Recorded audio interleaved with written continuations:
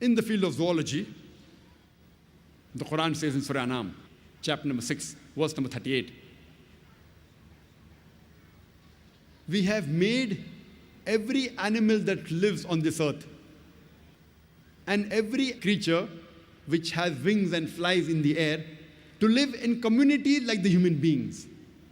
Today we have come to know that the animals and birds, like the human beings, they too live in communities.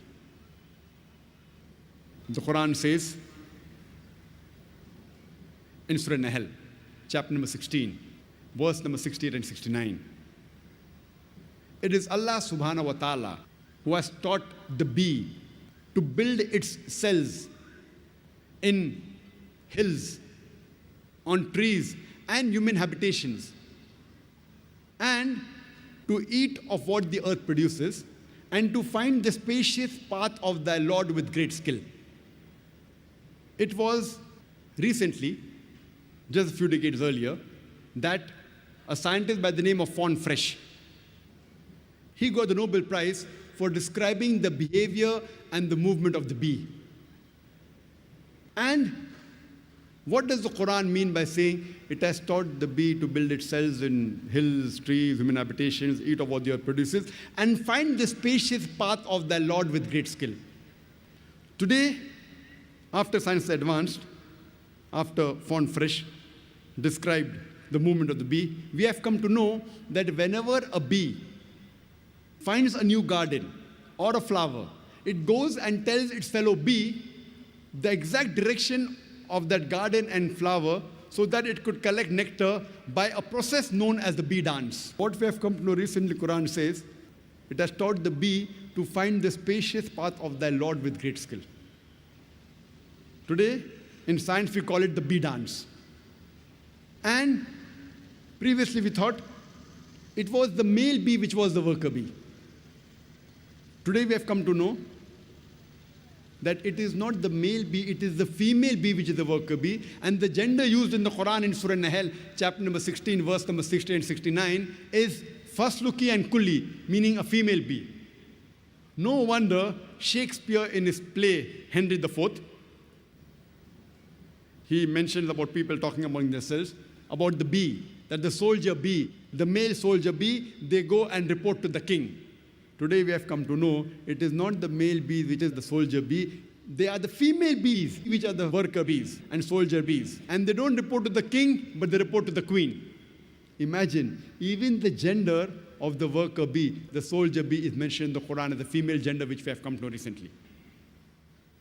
The Quran says in Surah Namal, chapter number 27, verse number 17 and 18, before Solomon marched his host of men, jinns, and birds, and when they approached a lowly valley of ants, one of the ants said, O ye ants, get into the habitations, lest Solomon and his host will trample you beneath the feet. People would think, what kind of a fairy tale book is the Quran? The ants speaking among themselves? We have fairy tale books. So what type of a fairy tale book is the Quran? The ants talking and speaking among themselves? After science is advanced, we have come to know the animal or insect which has the closest resemblance to the human being is the ant. The ants bury the dead the same way as human beings do.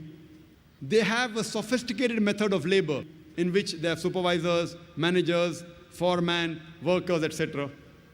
They have a sophisticated method of communication. They very often even meet to chat. They have marketplaces where they exchange goods.